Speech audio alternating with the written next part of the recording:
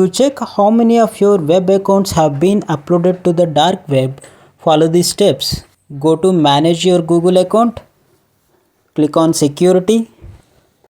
To start receiving dark web alerts and find your uploaded information on the dark web, click on Get Started with Google One. Click on Start Monitoring. Select all the options, then click on Allow. Click Done to set up your monitoring profile. Wait for a few seconds to complete the scanning process. Now click on View All Results. You will now see a list of breached accounts that have had your information, including passwords, leaked on the dark web. For your next steps, we recommend changing your passwords for both Google and for your web accounts. Also, enabling two-factor authentication is advised to enhance your security. That's it for today. Thank you for watching.